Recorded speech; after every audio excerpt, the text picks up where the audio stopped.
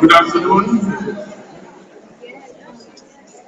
Good afternoon, Mr. Deputy Province of Antwerp. Welcome, dear Excellencies, representatives of the diplomatic missions in Belgium, dear Honorary Rector of the University of Antwerp, distinguished guests, colleagues of the academic community of Antwerp, students, ladies and gentlemen. Welcome to all of you to the ceremony to award the prizes of development cooperation of the Province of Antwerp, the graduation ceremony of IOB, and the opening of the academic year 2015-2016. As the chair of the Institute of Development Policy and Management, I am particularly happy to welcome you, as 2015 has been a twofold celebration year for us. Not only did we celebrate the 50th anniversary of development studies at the University of Antwerp, IOB itself has also celebrated its 15th anniversary as an autonomous development institute. For this reason, we organized a string of events. Perhaps you remember, we opened last year by inviting Francis Stewart, one of the key figures in development studies, to take stock of our field. Some members of staff took the initiative to make a special card with New Year's wishes with human letters. We celebrated an honorary doctorate in development studies, Melissa Leach, director of IDS Sussex. We organized a photo exhibition in the UA library. And last but not least, we organized an international conference on development and the private sector, combined with an IOB party for staff and students. Different members of staff took the lead in organizing these events. It was a particular pleasure to see how IOB is really a self-organizing entity, given shape not just by the chair or by the bureau, far from it. And so I would like to thank once again all of my colleagues who took the lead in turning this anniversary into a success. Of course, we did not just party this year. In fact, we have been working hard, not just in activities of teaching, studying, research, and outreach, but also in hosting 2 assessments of our institute. And during the year to come, we will have to give a follow-up to these assessments. This will probably involve working further on 2 closely related domains, namely on the internationalization of our master programs and on the structuring of our activities of academic outreach. On this occasion, I would also like to thank the former members of the Bureau, Nathalie Holvoet as Chair of the Education Commission, Philippe Reintjens as Chair of the Research Commission, and Sarah Galen as representative of assisting staff. Sarah and Nathalie are not here, but nevertheless, we celebrate them. We have been working as a good team over the last 3 years, and I very much hope, and I am sure, we can work further in that same spirit with the new members of the Bureau, Nadia Molenaars as Chair of the Education Commission, and Johan Bastiaansen as Chair of the Research Commission.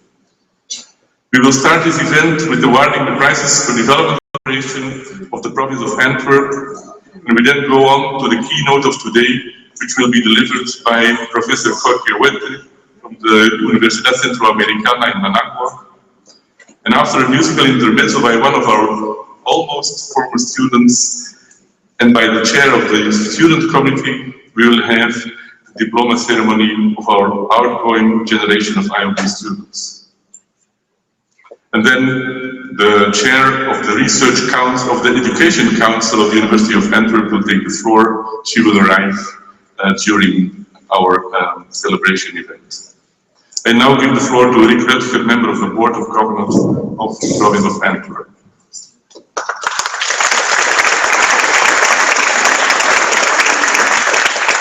Thank you, Mr. President. Distinguished guests, ladies and gentlemen. In line with good traditions, we stand here once more to look back upon the great achievements in the fields of international development and cooperation. And the Province of Antwerp is proud to symbolically honor 7 students with a special prize today, but we are just as proud to be the home ground of the IOB the whole year round. For a political representative like myself, it is heartwarming to see and intellectually challenging to see so many academic results of a thriving, resolved and determined group of young people file past each year at the roll call of this graduation ceremony. And many of you will leave Antwerp to take up duties around the world to build a better, sustainable world. And I hope that what you learn here in Antwerp will aid you in that task. Not only the academic theoretical knowledge, but also the fellowship you experienced here with your like-minded students, combined with an open-minded, but I'm sure critical environment of the IOB, the university, the city, and why not our own province. The province very much hopes that you will keep up this spirit of Antwerp wherever you go. And we may be provincial, but we as a province will never be provincialist, and I hope the same is true of you. Our province spends the famous 0.7% of its budget on international cooperation, and we have invested strongly in intense ties with provincial governments in the Philippines and Guatemala for almost 30 years. In fact, my head of department, Dieter Koosens, let's call him one of your predecessors, is now in Guatemala for a whole year with his family to redesign our development program after the recent elections there. And during just 1 year, he will try to build capacity within these local governments by exchanging knowledge and methodology in the fields of rural development, healthcare, and public management. But even more so, even more important, he will be investing in a long-term democratic participatory structure, because only a vibrant civil society can keep politics marching in the right direction, the direction of greater justice and fairness all over this world. And this ceremony, ladies and gentlemen, is, after the celebrations are over, our solemn encouragement to all of you to keep marching in that direction. And I wish you good luck.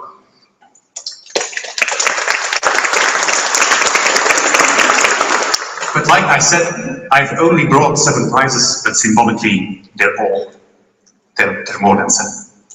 But let's start with the first one. And the first prize goes to Mr. Abuye Sebsidi Halemariam from Ethiopia, and he's awarded the Provincial Prize for his master's program in governance and development for his dissertation entitled Regional Organizations as Peace Mediators in Africa, the Role of IGAD in the South Sudan Peace Process. According to the jury in this dissertation, Mr. Halemariam offers an outstanding analysis of the peace process in the youngest member state of the United Nations. His work pays great attention to the institutional capacities and weaknesses at the level of IGAD, the International Authority on Development, but also gives due consideration to the interest of member states and the interaction between domestic factors and the international dynamics. This dissertation has great policy relevance, which reaches beyond the particular case study of South Sudan. This work offers significant insights into the role that the sub-regional African intergovernmental organizations can play in conflict resolution and state building. It therefore more than merits this prize, and may I ask Mr. Stefan de Herdt, promoter of the dissertation, to come forward to receive this prize on behalf of Mr.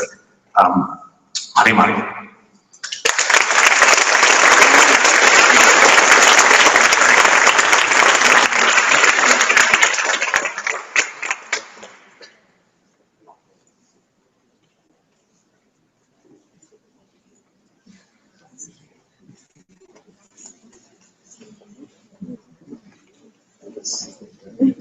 Moving swiftly on to the second prize, which is the laureate of the Master's Program on Globalization and Development, Mr. Robait Kondoker from Bangladesh, who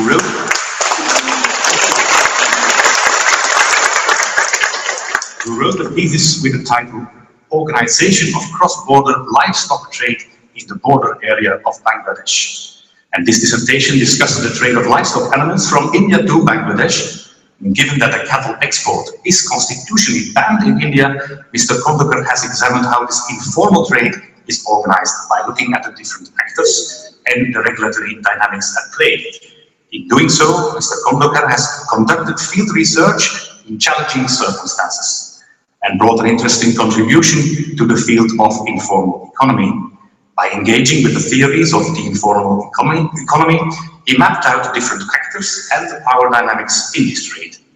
Mr. Kondoker has provided both a very rich ethnographic contribution on the subject, on which hardly anything has been written before, with important theoretical contributions, and this research therefore more than deserves the prize due to its outstanding quality.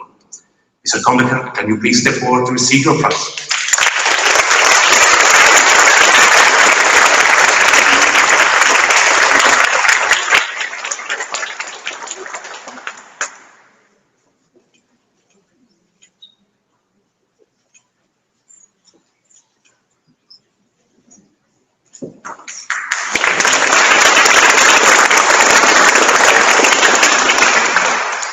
next laureate is Miss Jamie Robertson from South Africa and obtained a master's degree in development evaluation and management. The subject of her dissertation was the key determining factors for the flow of bilateral adaptation-related climate change financing to sub-Saharan African countries. Jamie Robertson offers an outstanding mapping and analysis of the allocation of bilateral climate aid. Although sub-Saharan African countries have contributed less to the climate change in terms of emissions, they will be disproportionately affected by the impacts of climate change. And yet those most vulnerable countries are not the ones who get the largest share of climate funding. Jamie delved into the factors that might explain such a discrepancy between the need for climate funding and access to it. She found that an already important determinant for getting climate funding She found that an already existing aid relationship and democratic quality of the recipient are most important determinants for getting climate funding than climate change vulnerability itself.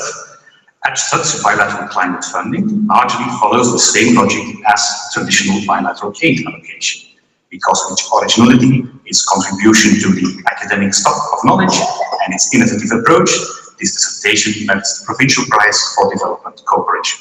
Congratulations, Ms. Robertson, and please step forward.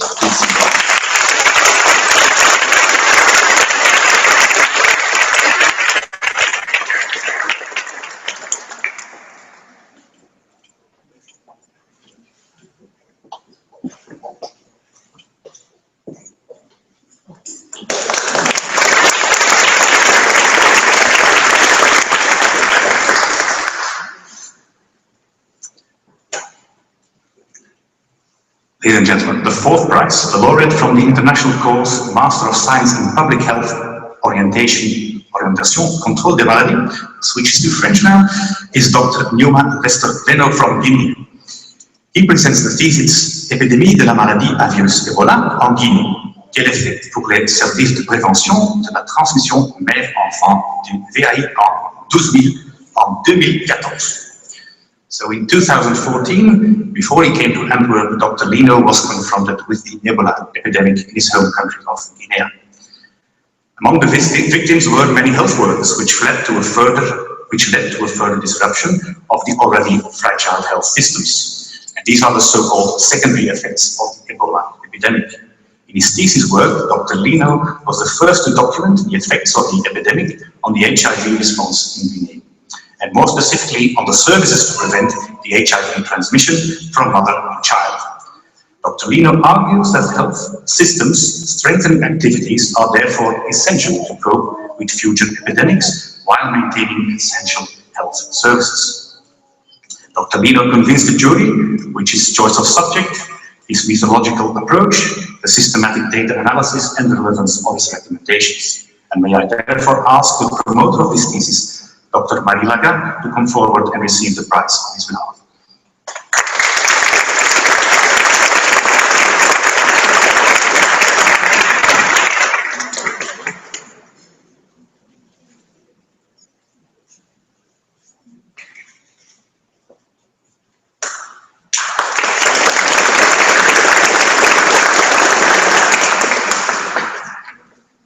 The fifth laureate, from the international course Master of Science in Public Health, Orientation politique et management des systèmes de santé, is Dr. Kevin Lore Bakagere Mbouembou from Cameroon. And she wrote a dissertation, Le système d'information sanitaire de routine, outil négligé du pilotage stratégique au niveau opérationnel, cas du centre médical d'arrondissement Congo 2, Douala, Cameroun. Dr. Nakagere carried out a case study on the wide gap she witnessed in her district between decentralization policy and implementation. She found the health information system is under-resourced. In addition, she found the private sector does not share its data, and that in general health actors attach little value to data and to its data collection. As a consequence, decision-making at district level is mostly based on common sense, local preference, complaints and pressure from users, or hierarchical instructions, but rarely based on routine health data itself. Dr. Nakagere identified a set of strategies to improve the routine collection, but she also argued that solutions to the data collection would fail if these are not supported by changes in leadership and management in the organizational culture. The jury found the thesis of Dr. Nakagere an excellent example of a case study that can bring about relevant changes in the system under study. And may I once again ask Professor Marilaga to come forward to receive the prize.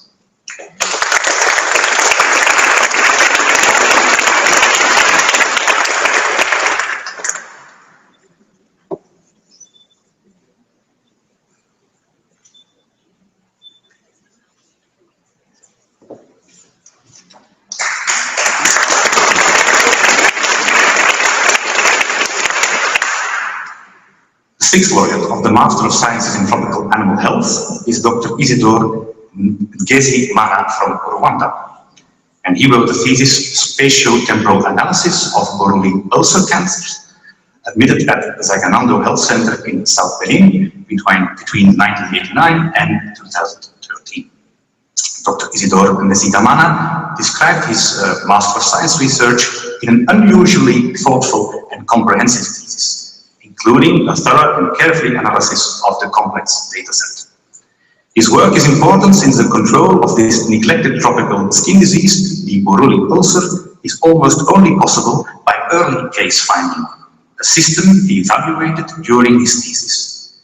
He found that several interventions of the Borrelii ulcer control system in Benin jointly contributed to a decreasing incidence of this enigmatic and disabling disease. The jury was highly impressed by the analytical skills of Dr. Isidore Ngezi-Mana and his ability to synthesize this complex information. And may I therefore ask Marilaga to come forward to receive the prize.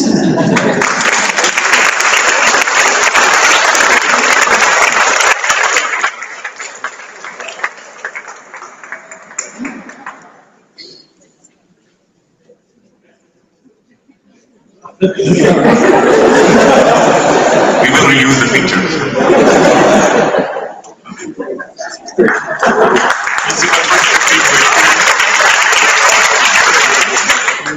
Flemish common sense coming to its effect. The last prize, ladies and gentlemen, is for a student of the University of Antwerp who wrote a thesis that is relevant to development cooperation in general. And this year, the laureate is a student from the Faculty of Politiek en Sociale Wetenschappen.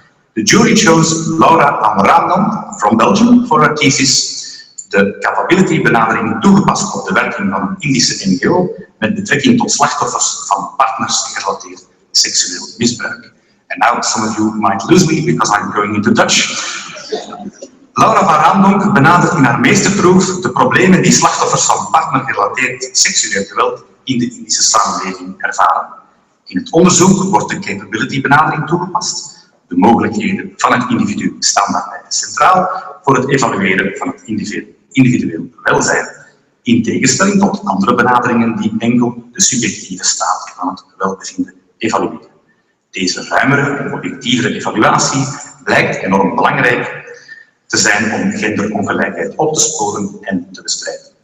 Uit het onderzoek blijkt overduidelijk dat NGO's die rond partnergeweld werken krachtig moeten inzetten op empowerment en bewustmaking in lokale gemeenschappen.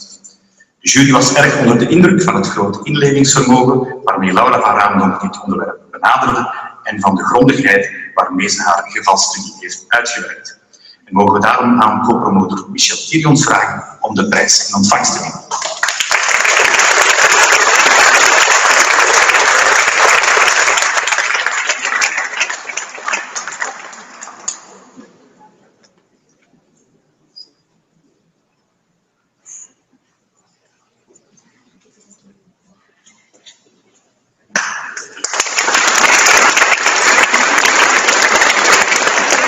Thank you, ladies and gentlemen. This concludes my part in this ceremony.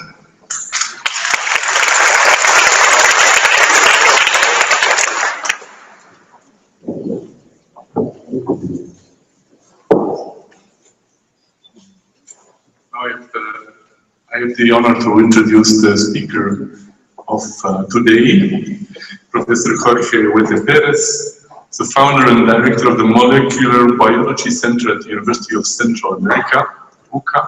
He received his PhD in biochemistry through a joint program at the University of Sao Paulo School of Medicine University of California, San Francisco. Dr. Huete-Pérez is also currently the Vice Rector of the UCA, and is part, in fact, of the team. We welcome the Rector, the Vice Rector, the head of the Research Institute in Japan, and the responsible for international relations. We are discussing, in fact, how to deepen our partnership with the university, the Central American University. Huete-Pérez is also a consultant to numerous governmental and non-governmental organizations, including the Nicaraguan Department of Agriculture and the Ministry of the Environment. He's president of the National Coordinating Committee for GIF Program on Bio Safety and a member of the National Committee for Risk Analysis under the Ministry of Agriculture. His current research includes molecular parasitology, forensic DNA typing, and bioprospecting for industrial enzymes. You would perhaps ask the question, what is Dr. Huete coming to tell here in the Social Science Institute, in fact? In fact, the topic is very topical for Nicaragua and for the broader region and the world as a whole. It is about the Interoceanic Mega-Canal Project in Nicaragua. What type of development do we want? I give the floor to Dr. Huete-Pérez.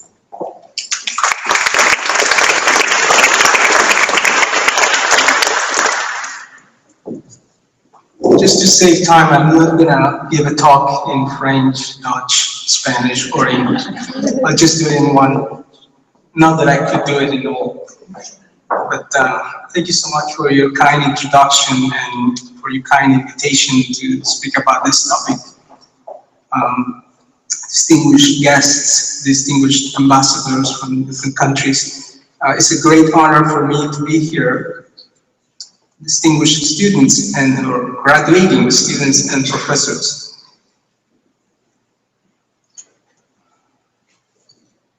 So every nation has its own fairy tales.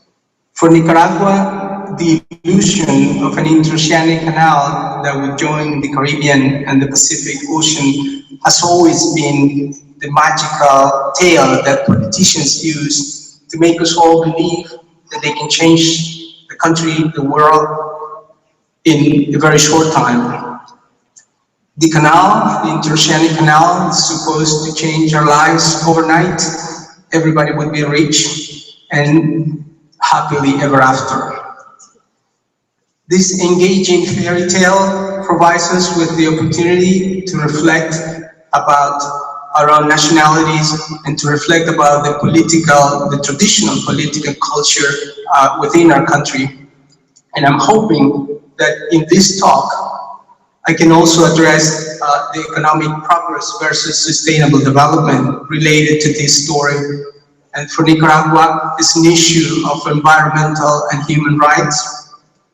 And both, I believe, are causes, are concerns that are important not just to a region, to a country, but to the whole world. And I'll be telling you that this is a shared mission that we have in Belgium, in Europe, and in Nicaragua. And I'll be telling you also about what we're doing about this issue. So the idea of an interoceanic canal through Nicaragua is not new. There has been over 70 different attempts to build this interoceanic canal since the times of the Spanish colonizers. It has been the dreams of kings, entrepreneurs, and politicians, and it has also been the interest of large world powers such as the US, France, the Netherlands, the UK, Japan, and more recently, China. In this slide, you can see it was the cover of a journal, Scientific American, where they were discussing yet in 1902 about the two options that they had at that time, which was the Panama Canal and the canal through Nicaragua. And eventually, this group of scientists decided that it was easier. It was easier to do it through Panama, and eventually the U.S. government actually decided to do it through Panama. But even in the 30s, 1930s, the US still was considering to build an alternative canal to the Panama Canal through Nicaragua. And you can see in this picture is the cover is taken from a newspaper in San Francisco, where they were claiming that a canal through Nicaragua would be important for the US defense. So all these powers have been considering Nicaragua, and more recently, President Daniel Ortega, which is back in power in 2007, is now, with the help from a Chinese entrepreneur, Chinese billionaire, is promising to get rid of poverty in 5 years. Again, the illusion of a canal as a magic wand. Let's talk about the plan of the canal. And I have to tell you, we have serious difficulties in analyzing these issues because not much information is available. So there is a difference between the Panama Canal and the planned Nicaraguan canal. And mostly the difference is that the Panama Canal would stay too small as compared to the Nicaragua Canal. The Nicaragua Canal would be twice as deep to be able to carry the largest ever boats that could go through a canal. And it would also be wider, around 500 meters. The other thing is that in Nicaragua, if boats are coming from the US, it would be faster to go through Nicaragua south rather than going through Panama. However, the length of the canal in Nicaragua is about 3 times the length of the Panama Canal. And we have to remember that just recently the Panama Canal has inaugurated widening, which would have more options for different kind of ships. It's been a concern for most scientists in Nicaragua, but also for the society. And among those concerns have been the problems of the questionable process, which have brought about the idea of the canal. It was fast-tracked through the parliament in 2013. There was only 3 hours of debate at the national parliament. Of course, the national parliament is dominated by the government, by the political party in power. And the route was announced in 2014.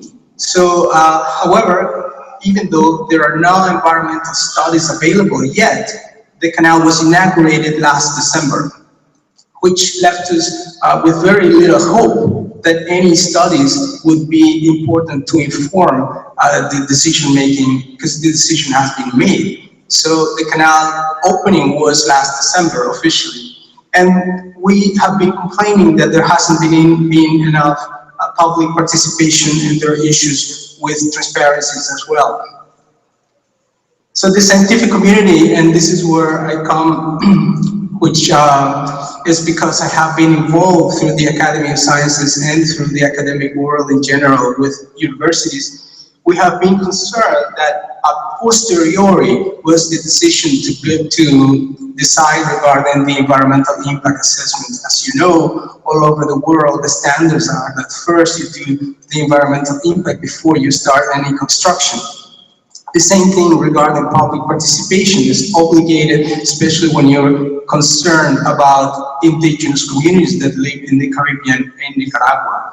So the questions have been mostly focused on environmental issues. There are pristine and fragile areas, both in terrestrial, in the water, the lakes and the oceans. And in particular, the large lake that we have in Nicaragua has been the focus of attention for more environmentalists.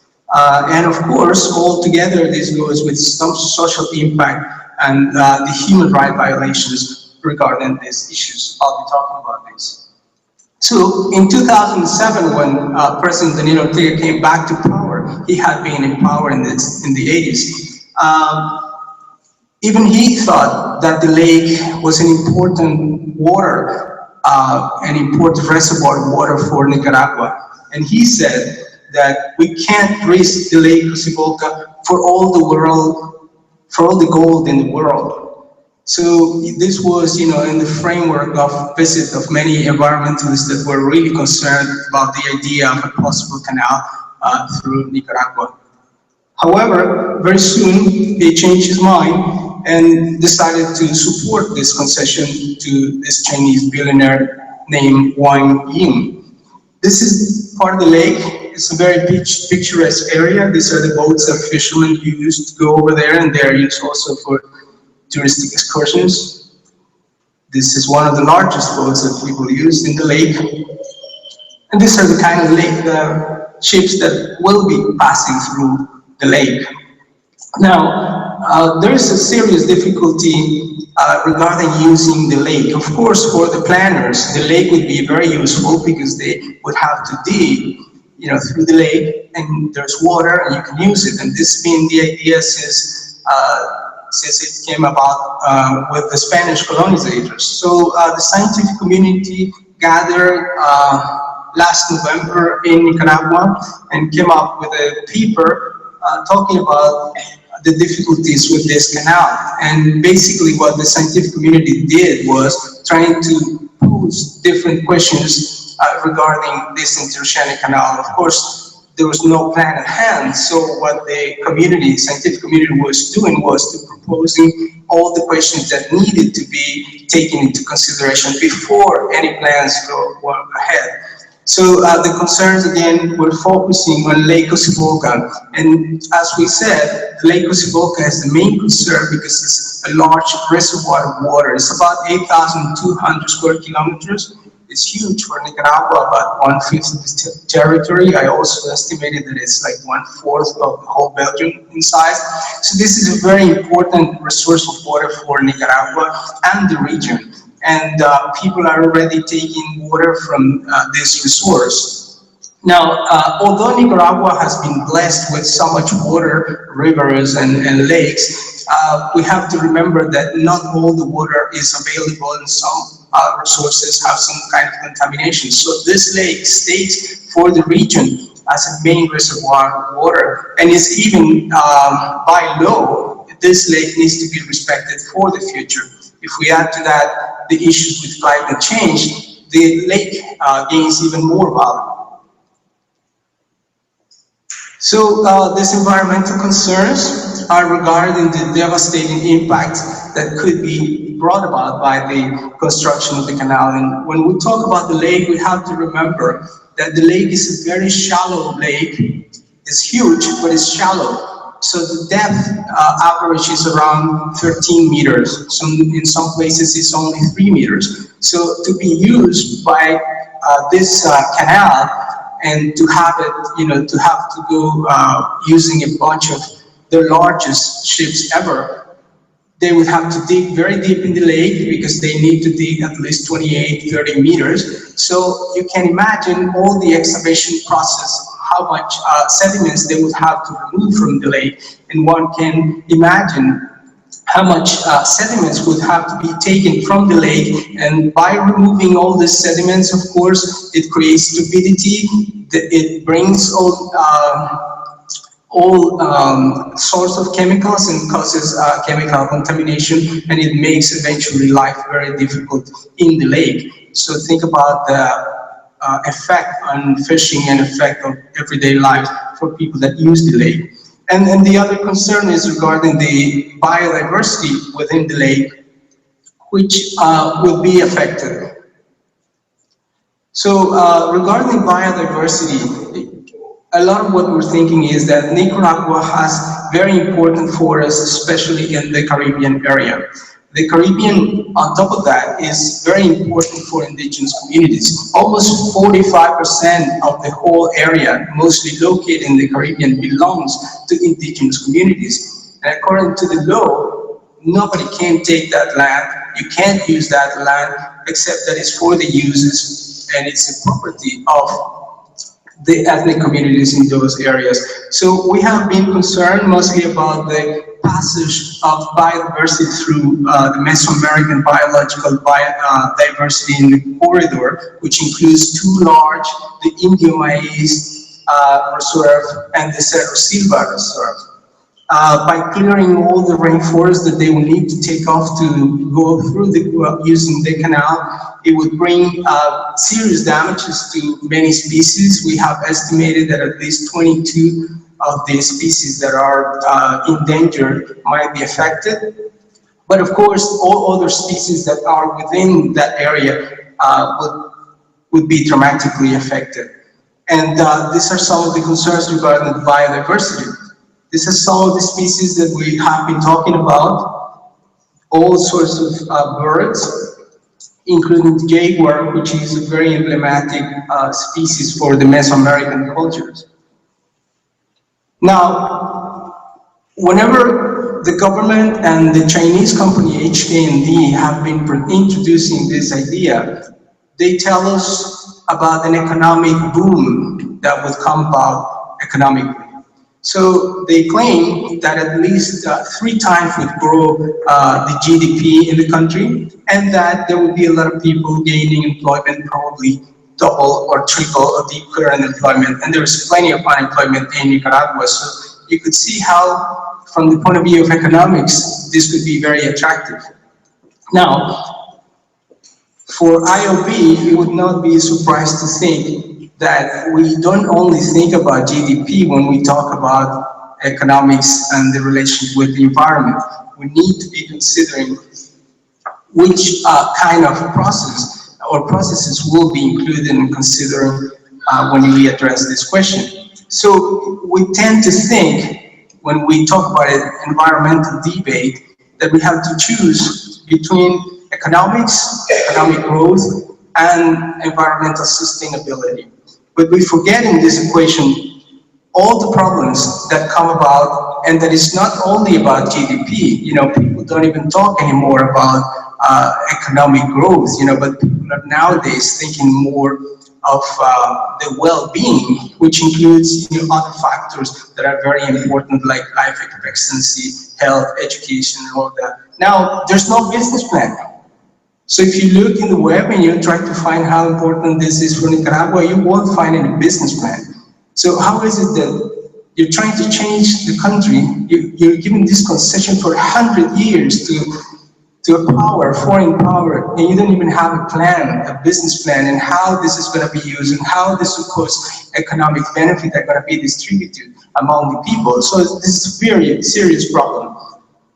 Now, there's a lot of domestic politics, of course, and there's some foreign politics. And in the domestic politics, you know, it's obviously a very, very important project for the government. You know, it is so important to the presidential family that they have also assigned their son, this is one of the president's son, in charge of dealing with all of this. Now, we don't have a monarchy in Nicaragua. However, you know, in this system, it seems like it works to have relatives leading all these projects.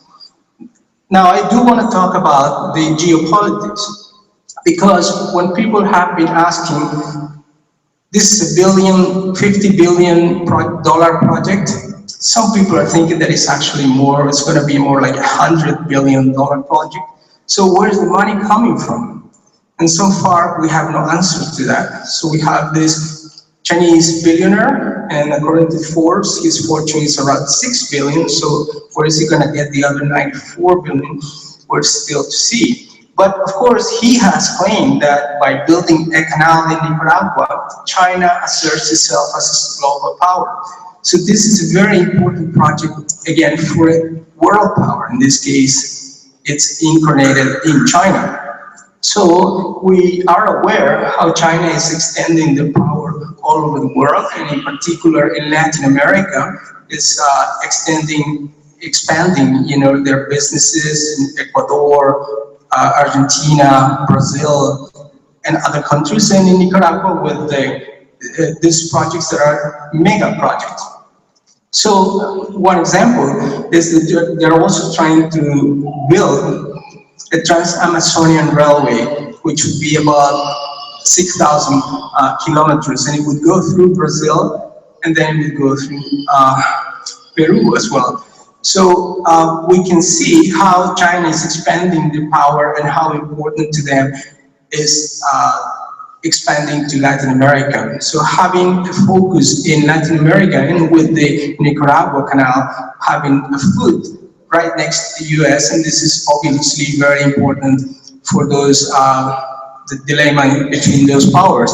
As we remember, in the 1900s, the US established itself in the Americas, and having the Panama Canal was so important for them to show the power that one needs to think that also for China it would be very important to set the foot in this millennium. Unfortunately, whenever you go through the forest and you go through natural resources, you're also affecting indigenous populations. It just happened that people live where there is those natural resources, including minerals and a lot of wealth. So the lives of these people are also affected, and I want to believe that it's also important in the decision making. So briefly, there are some socioeconomic effects of war. We have estimated that around 150 to 200,000 people have to be removed from their places, displaced. Again, there's no plan for their replacement. They're saying that the Chinese are saying that they will pay, but even if they were to pay, where are those people going to go? So again, normally indigenous people move to wherever there's forest, and this would bring about even more damages to other areas and forest. So these are economically vulnerable communities, and it would affect their food supplies, of course, by not having their traditional way of living. So there's destruction that will be affected in the forest, in the way of life, and of course this could lead to violence. Nicaragua knows very well what it means, violence. In Central America, we had 10 years war, and some part of those wars actually had to do with dissatisfaction of indigenous populations in the Caribbean. So I would hope that the government will have to really consider this very seriously before we start displacing native communities. These communities have felt threats, and they have complained, established lawsuits, not only national but also international, and we're hoping that there will be a resolution because they're autonomous communities and this land belongs to them. So this leads me to environmental justice. I strongly believe that one of the main concerns with this problem is guaranteeing that there is environmental justice, and I'm afraid that water, food, shelter, and environmental health will be affected. There is this development paradigm where people become byproducts of economic ambitions. And let's be clear, whenever we have mega projects, the people that normally are benefited are the people in power and the people that have a lot of money, let alone the Chinese power in this case. So we would really need to think about how this affects the environmental justice in the country. So the Connect projects fail to ensure that natural environment in which ethnic communities live are protected. This is a struggle to preserve the identity and the ways of life. I think that these battles over environmental degradation is over land and the sacred sites and the food security of these indigenous communities in the Caribbean. These people have not been consulted, and this violates a number of laws in Nicaragua, but also a number of international agreements regarding mega projects. So we're hoping that these communities will be mobilizing and defending their land and defending their culture. The denial of the rights to land and their way of life would be a serious concern regarding this project. So when you look at these people, and there's plenty of videos I invite you to watch over the internet regarding how the canal would affect the lives of these communities. These are some examples of the Rama communities, or small communities that would directly be affected because that's the opening in the Caribbean. The government is saying, but we're going to pay you. And they said, we don't want to be paid. We don't want to leave our land. And here is when we have to remember that for these people, land is very precious. It doesn't have meaning as we have other people that are not belonging in those ethnic communities. And I think that we need to study more about how it would impact their lives and their culture. So I'll tell you about what we have been doing. So in the scientific communities and university researchers, We have been seriously concerned about all of these implications, and we have produced a series of papers and books trying to contribute into the discussion. Unfortunately, the debate, especially public debate, is not encouraged in Nicaragua. We have produced all of this, and we have turned this information both to the Chinese company and to the government, and we're hoping that they would read the books and make sense of this. So we are demanding that there's more public debate, that there's more transparency.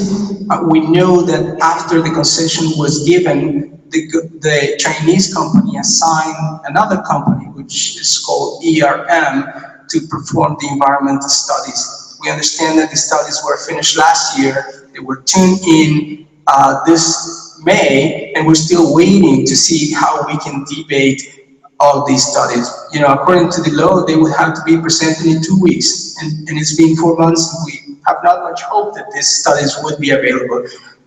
And yet, as I told you in the very beginning, I'm not so hopeful that this information would be important in any decision making, because anyway, the decision was given, the concession was given for 100 years. The study was performed by a company hired by the Chinese company, so I'm not so hopeful on the results from those studies.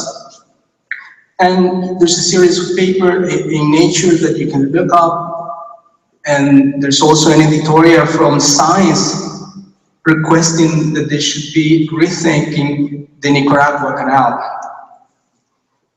All of this leads me to thinking why we're here and why we're telling you this story. And the reason for this is because I believe that both environmental concerns and human rights, especially regarding ethnic communities, are not concerns that only are within the region or within a country. These are concerns that touch us as humans. I mean, I'm hoping that you would be moved to do something about it and to get involved. We're starting with different collaborations with universities. We have visited Antwerp University, and we're hoping that we can design together programs where we can contribute to the science of different studies and to the science of human rights and social studies. So we're hoping that after listening to this and being moved by all this situation, you can be also moved to do something. And there's plenty of things that we could do. Whether there is a canal or not, and people are dubious that there will ever be a canal because apparently they haven't gathered the money. So we think that it's important to keep going with our work regarding environmental issues in Nicaragua and regarding the defense of human rights. Thank you.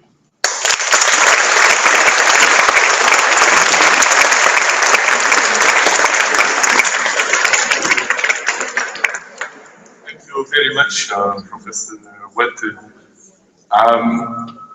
This is a very interesting case, the case of the Latin American canal. It brings to mind other cases we have in our own city, similarly based on very big projects and the difficult debate on values confronting each other and also power confronting each other on the level of these cases.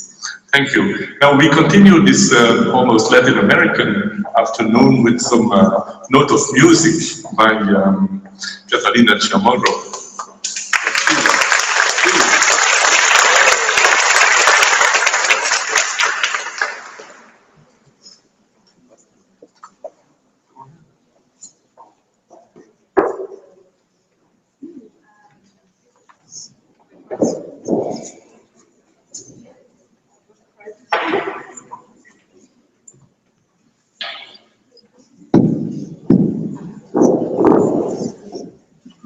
Welcome everybody in this mini multicultural concert. We wanted somehow to represent the diversity of our master, and I'm very glad to be here to share with you this gift for all of you, professors and classmates. Thanks also to Cesar, who is my friend, who's a very good singer. Thanks for coming. So we are going to sing different folkloric music different cultures. So the first one is from South America.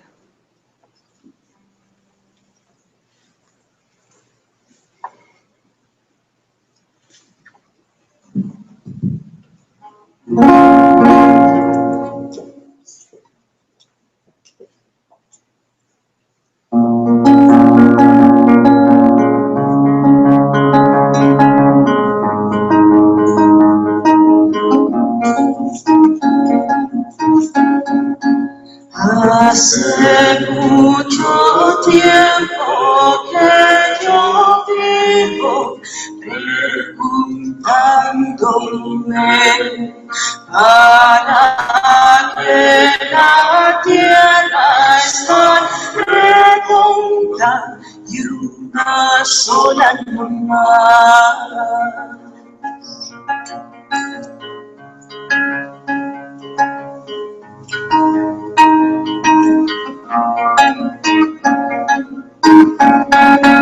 Hace mucho tiempo que yo vivo preguntándome para que la tierra está redonda y una sola nomás. Si vivimos todos separados, ¿para qué son el cielo y el mar? ¿Para qué sabernos alumbra si no nos queremos dividir? Tantas penas que nos van llevando a todos al final. Cuántas noches cada noche en duda tendremos que dar para que quedar separados si la tierra nos quiere juntar. Si este mundo es solo y para todos, todos juntos vamos a vivir. Todos juntos vamos a vivir. Todos juntos vamos a vivir. Todos juntos vamos a vivir.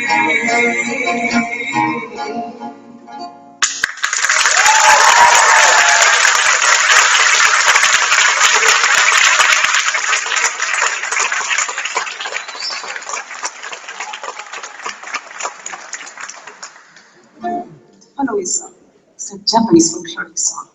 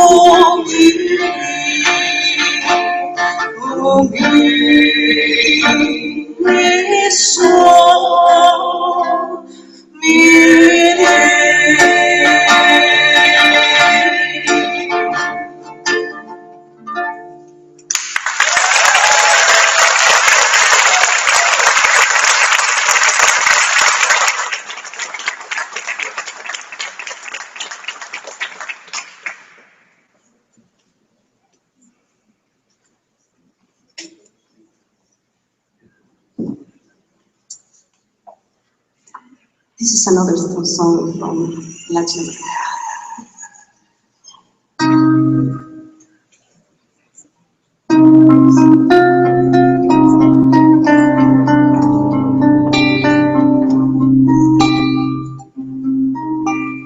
Caminito del indio sendero con sembrar piedras. Caminito del indio que junta el valle con las estrellas. Caminito del indio que junta el valle con las estrellas.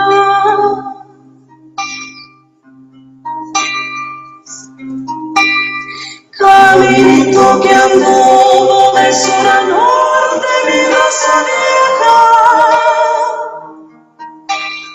Antes que la montaña, la Pachamama se ensombreciera. Antes que la montaña, la Pachamama se ensombreciera.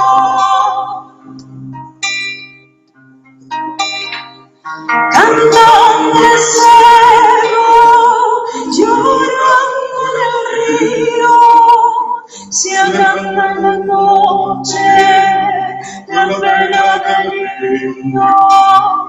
El sol, la luna y este canto mío besarán tus piernas, camino de niño.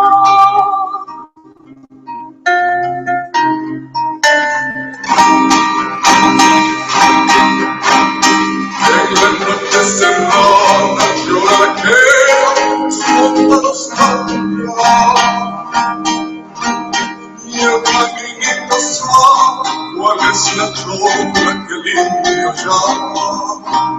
Y el caminito sabe cuál es la chorra que el indio llama. Se levanta en el cerro la voz valiente de la abuela. Y el camino lamenta ser el culpable de la distancia.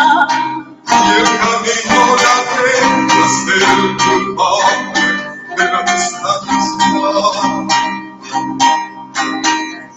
Caminando el cerro, llorando en el río, se agranda en la noche la pena del niño. El sol, la luna y este canto mío besarán tus piernas, camino del niño. Camino de niño, Camino del niño, sendero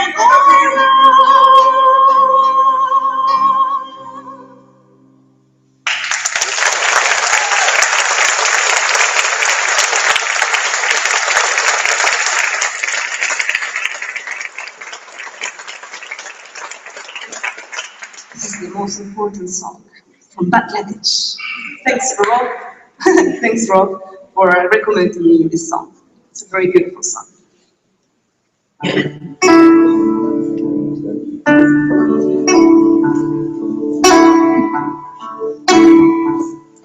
Ami Banglay Gangan, Ami Banglay Gangan, Ami Amani Kechirodi, Hey Banglay Kujapan, Ami Banglay Gangan, Ami Banglay Gangan, Ami Amani Kechirodi, Hey Banglay Kujapan.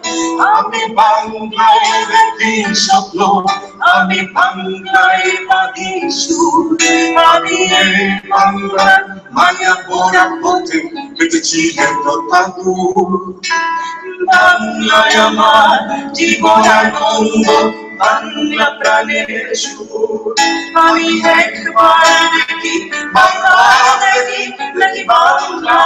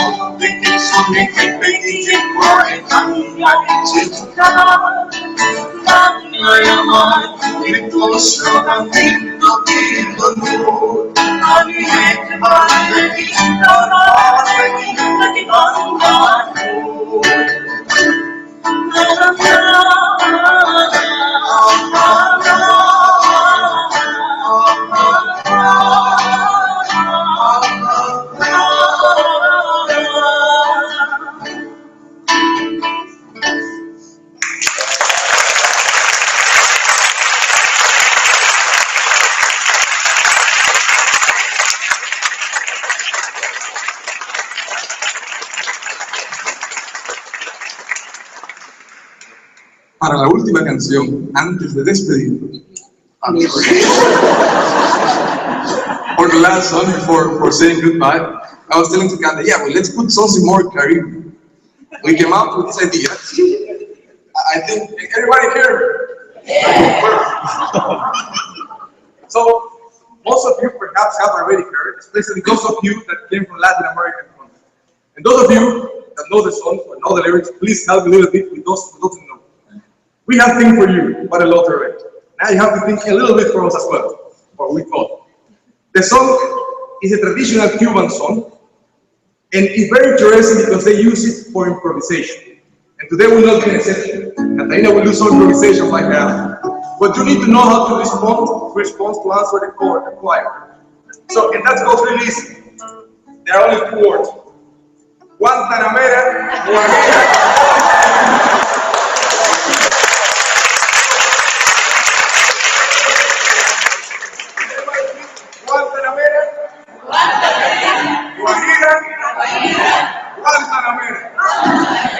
And the music goes something like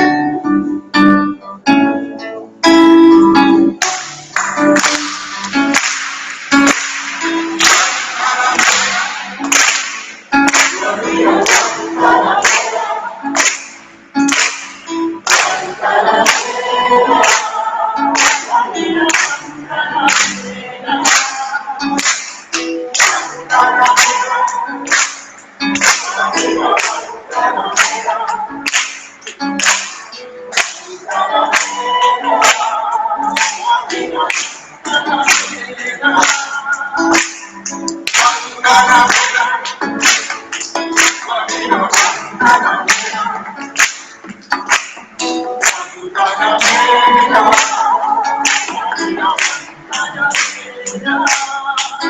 Yo soy un hombre sincero, de donde crece la palma.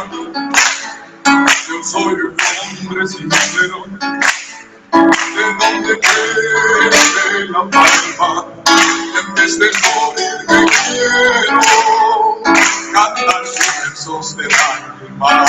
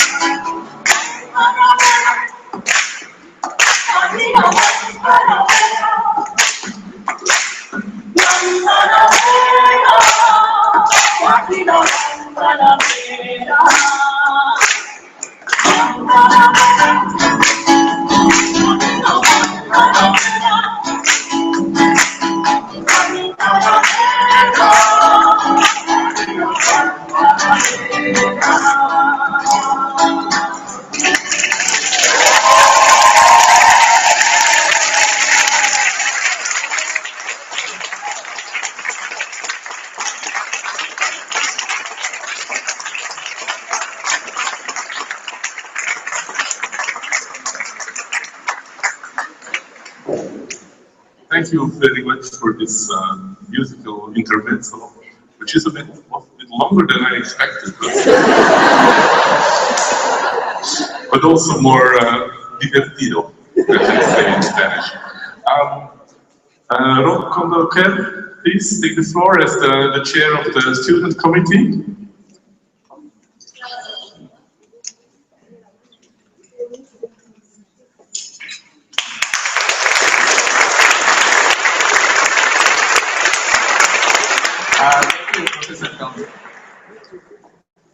Dear Mrs. Ambassador, Mr. Ambassador, dear Deputy, dear dignitaries of the Diplomatic Corps, dear staff, fellow graduates, ladies and gentlemen, good afternoon everybody. On behalf of the graduating class, I'd like to welcome you to the IOB Graduation Ceremony 2015. Thank you so much for being here today.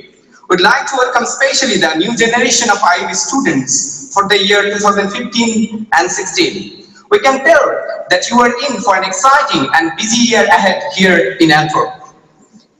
As I'm speaking today, we have mixed feelings here. A year has gone by so quickly, we just can't believe it. It seems like just a few weeks ago you were there, sitting in the stands, intrigued about the strange, colorful new people from faraway countries we are about to meet, and wondering about the changing mystery of Antwerp weather. On the other hand, as we are taking account of things today, we realize This has been one of the most intense and exciting year in our lives. So much has happened. When we thought, oh, this is just 1 year program, we will finish it soon and then we'll go back to our normal lives with a nice title. But we are not aware how much things can change in 1 year of time. It took a lot of courage 1 year back to say goodbye to our families, jobs and friends and to set course towards this adventure. But I can tell you, it has been an exciting ride indeed. For some of us, this has been the year we discovered an exotic new place, the kitchen. The year when we learned that toilets and bathrooms do not magically clean themselves. This is the year we managed to learn how to most quickly and efficiently load and unload our groceries under the stern gaze of the guys at the supermarket. This year, when we discovered all about trains and bikes, and when we always tried to learn to carry an umbrella.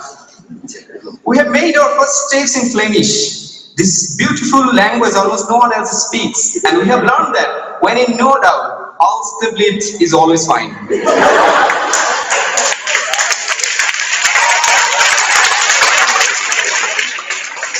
In this year, we have discovered Europe, where everything is so safe, so close and so beautiful.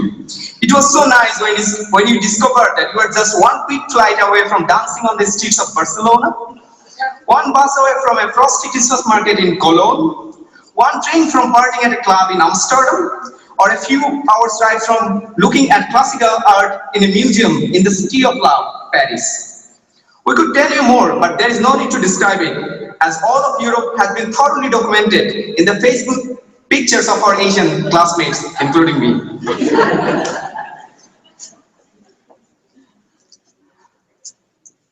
We invite the new students not to miss out this wonderful opportunity of traveling in the few free moments you will have, even if you are tired with academic stuff. Of course, we have been tired sometimes. During this year, we have braved the terrors of regression, survived the perils of being conflict students, and struggled to remember those rusty mathematics and statistics of QBA. We have learned the intricacies of governance and passion of politics, the peculiar KOF index of measuring globalization. By the way, we have failed miserably at conserving our commonly administered rainforest. We have found the missing middle of the M and E, and we have learned that the secret recipe of development and growth is not much different from making a good pancake. We have learned a lot in just 1 year, and we'd like to take this opportunity now to thank our distinguished professors, assistants, and supervisors for providing us with the best education we could get. We are grateful for your expertise, dedication, and for giving us honest and constructive feedback, Belgian style. Thanks for pushing us to become these more proficient and better professionals who are graduating now. We also want to take one special moment here to thank our student secretary in Das Probably Great, and in English you'll have to call her Reed.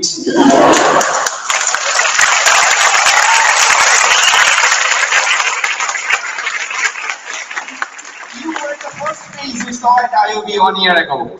We remember eagerly awaiting that email we got from you, and that we are so glad that you answered so quickly and precisely no matter the time. All through this year, you have been our main reference and our miraculous problem solver. From residence permits to finding a good doctors to managing an efficient student budget and everything in between. You are fantastic at your job and you have taken good care of us. So we cannot thank you enough. You are indeed great.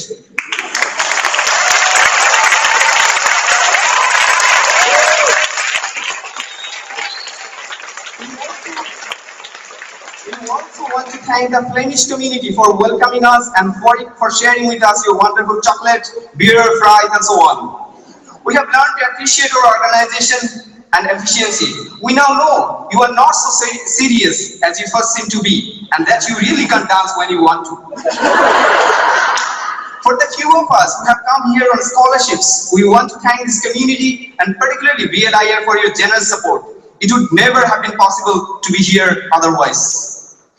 Our lives have changed and so will yours. In just 1 year, some of your friends back home will eventually stop calling, while others will always be there when you need them, as if you never left. At the same time, you'll discover the warmth and generosity of some of those colorful strangers here today and end up with new, amazing friends from places you didn't know even existed before.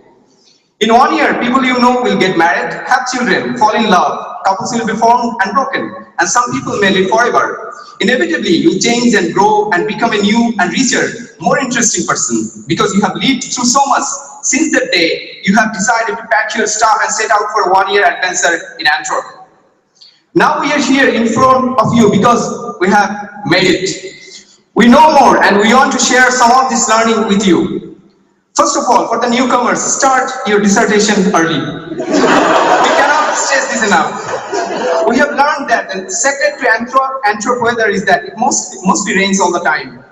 And we have discovered that 1 year goes by too quickly and that we have to make the most of the time we got here. Overall, we have realized that what we had this year, the tremendous opportunity to set things aside and devote 1 full year to learning and growing is a great privilege and a great responsibility too. We hope that we have made the most out of it and now we are looking towards the future. We are ready to share our wealth of experience with the families and jobs that are waiting for us at home, or to venture new and exciting opportunities, ready to shake the world as a brand new development professionals. We are looking at the baby Marantha. Unfortunately, she is not here today. Our friend's baby, Daniel and Kigidi, who was born this year as a beautiful representative of all the people who come into a world that needs to be more equal, more peaceful, and ready to welcome them with opportunities and freedom. We have learned a lot here this year at IOB, and we hope to be up to the task now. We are very grateful to IOB for giving us this wonderful opportunity and to all of you for your support and for sharing with us today this moment so dear. Finally, thank you, gracias, dhonnobad, and thank you well.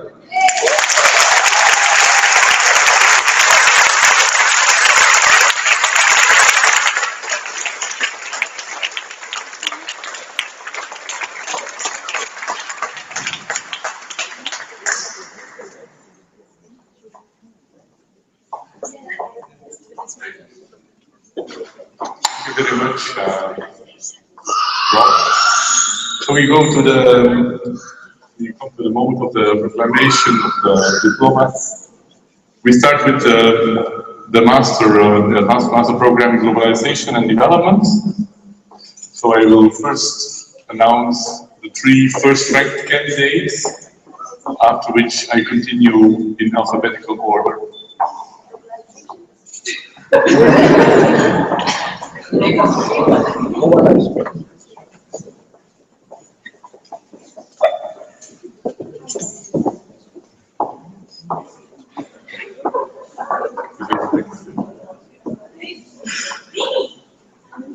Okay.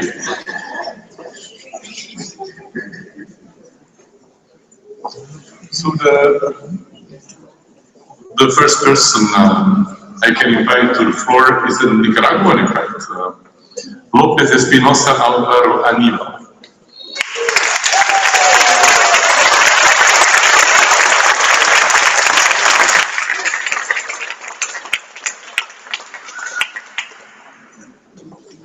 And Chu Tae Hong Ngok.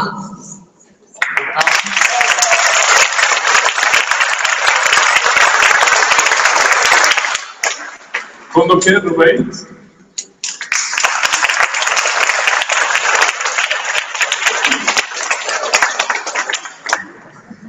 Mulugeta Asake.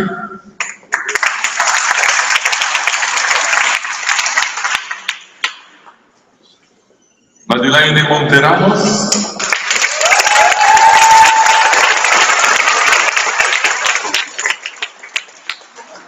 Munalula Munonda.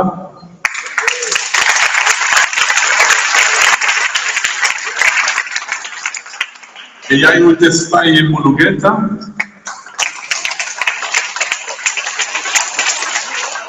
Then Maria Jose Videla Culauri, who is absent. Lamin Turay.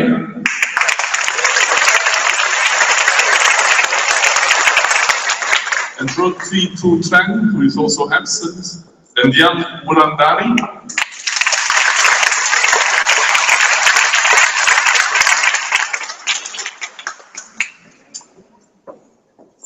Then I come to the proclamation of governance and development.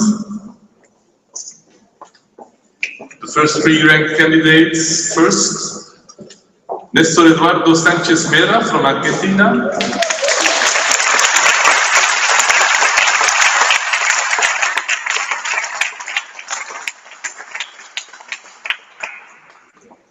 Jordan De Herdt from the Netherlands.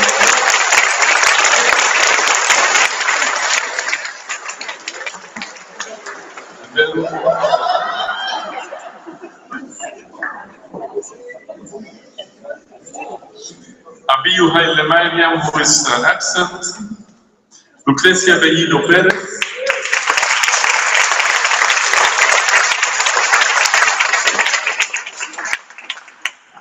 Connie Fuentes Garrido.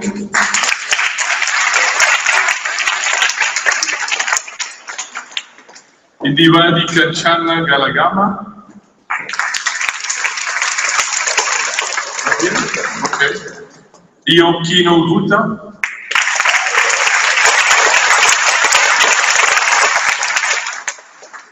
Richard Kalanga.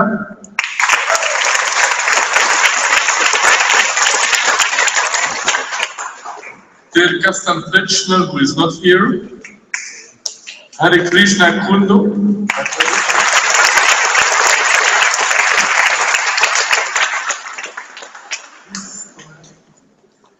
Jim Maiwa, who is absent. Kamel Munezero.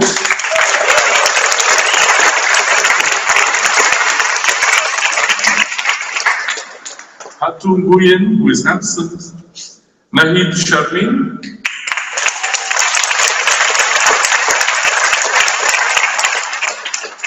Ciro Megibralu Tebeskin, not here.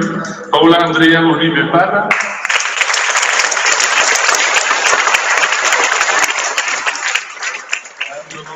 Andrea Patricia Velarde Magnari.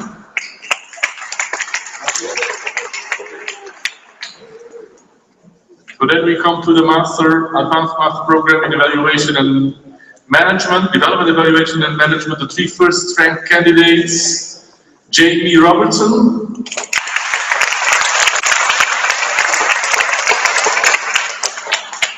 Mateo Andrés Portiuncula Anyanya.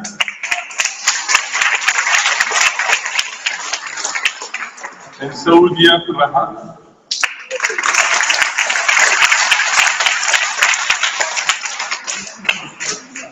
Dries Buyer, who is absent. Maria Catalina Chamaros Villalobos.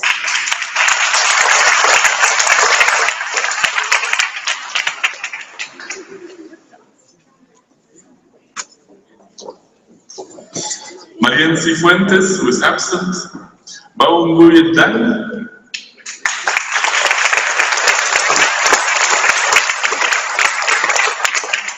Michael Dawoutei.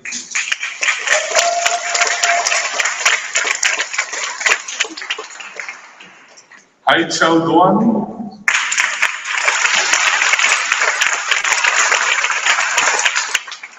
María del Carmen Fernández Sánchez.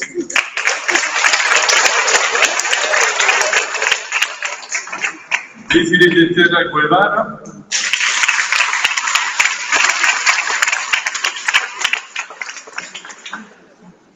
Abtamu Ale Ullano. Lucido Cártama.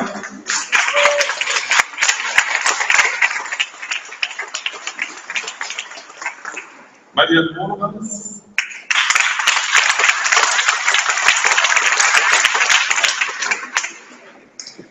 Masumba Mukanda.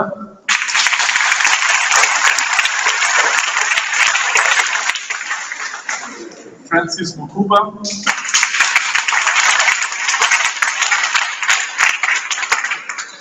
Barbara Nagaini, who is absent. Betty Nangira, who is here.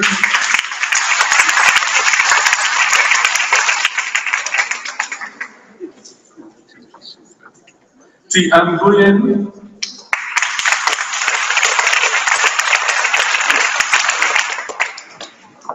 Ato Quist.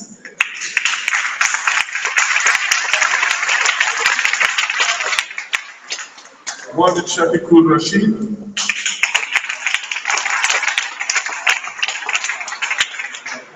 Alicia Kairidel, Soraya Melina Rosso Velasco,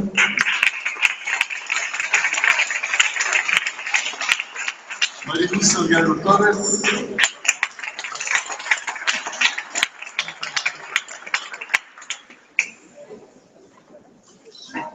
Abdel Mohsen Tahrid Al-Moshaishin, who is absent, and Mikbaru Alamereo Warne, who is also absent. So this goes,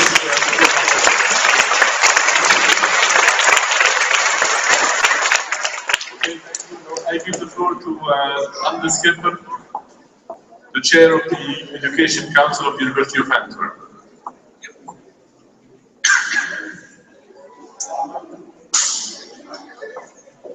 Mr. Deputy of the Province of Antwerp, Your Excellencies, the ambassadors of Gambia and Nicaragua, and diplomatic representatives of Colombia, Ghana, Guyana, Mexico, South Africa, Uganda, and Uruguay.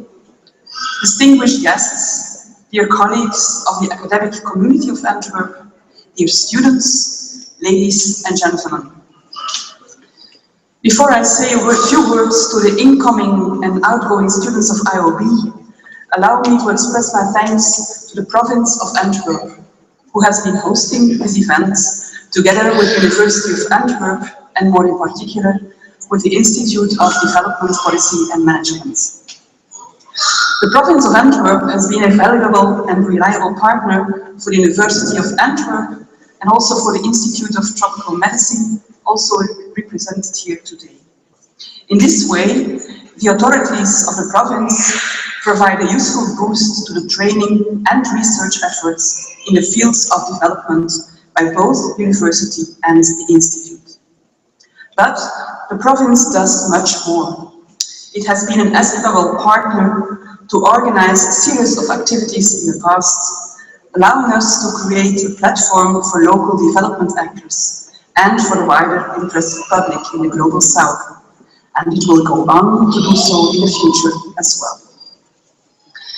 Next to education and research, service to the community is part of the core business of a university, and we do hope we can continue to count on your support in organizing this interface between the university, non-governmental development organizations, and the interested public. Antwerp, and we heard it in the speech of the students, Antwerp is a global city and a global region. And even if we are not always aware of it, we cannot but act as global citizens, always locally anchored, but nowhere completely isolated from the globe. Indeed, dear students, for universities too, wherever they are located, globalization is a daily reality. The world is getting smaller and more interconnected, and education is no exception to this trend. Globalization offers extraordinary opportunities for scientific and educational networking and exchange with the rest of the world. Even if the University of Antwerp also has an important local role to play, by offering high-quality education not too far from home for bachelor students who live in this part of the country, our role and ambition reach much further. This university does in fact have a long tradition in internationalization. It attracts students from abroad, especially at advanced master and PhD level, and it helps Antwerp students to spend more of their study time abroad. The IOB and its predecessors have been important carriers of this tradition. IOB brings together by far the biggest concentration of expertise in development studies in Flanders and Belgium. And during its 15 years of existence so far, it has managed to open up our own perspective to the world at large and to keep working to build a better future, not just for our own political community, but worldwide. As regards education, internationalization also means internationalization of IOB's teaching activities itself. namely to some of its partner countries in the Global South. It already gives students the opportunity to engage in fieldwork within the framework of their master dissertation, and it now has plans to extend this to other parts of its curriculum as well. Eventually, this may end up with organizing double degrees with the South. One of the conditions for this is the continued recognition of IOB's master programs as international course programs by VLIR, the Flemish Inter-University Council. This would allow the IOB not only to attract scholarships for students from less developed countries, but also to obtain funds for cultivating partnerships in the Global South. I'm very happy to welcome the management of the Universidad Centroamericana from Nicaragua. Your stay in Antwerp will allow us to put a significant step ahead in our partnership. To the students who have just arrived, I wish to extend a warm and hearty welcome. Feel welcome at IOB, at the University of Antwerp, and in the city and the province of Antwerp. So why come to Antwerp? There is, of course, much to say about our city. And if you have already taken some time to walk around, there are reasons enough to come around town. Academically speaking, no doubt Antwerp can measure itself with similar institutions in neighboring countries. But in fact, one of the most important elements in your learning environment are your peers, fellow students from other countries undergoing the experience of development. It is from these experiences that you can learn most. Understanding in the social sciences is based on comparison and exchange with like-minded people on similar experiences. By coming to study in Belgium, you do not only experience how life is in a country of the global north, but through the daily exchange with your fellow students, you come in touch with the realities of dozens of other countries. Even without noticing this double exposure will mark you and will enrich your understanding of your own country. To the students who just graduated, I offer, of course, my congratulations. I know that you had to work hard and that the time to relax was limited. Most of you have left your families behind in your home countries, and returning to the classroom after several years of professional work experience can be quite a challenge. But you're now reaping the reward of your work and your diligence, and I'm confident that upon your return home, you will resume your development work with a lot of enthusiasm. We hope to meet you again someday, sometime in a nearby future.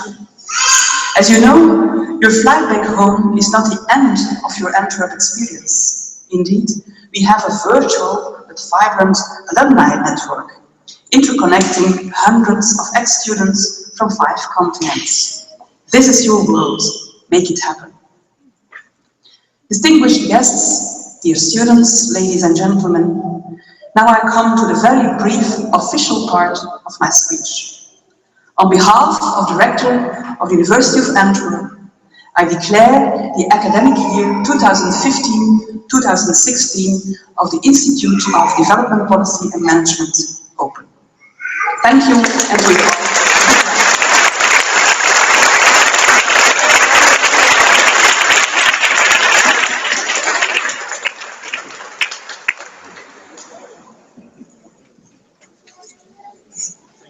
Schepper, I have just one task before me, which is to invite you for the drink.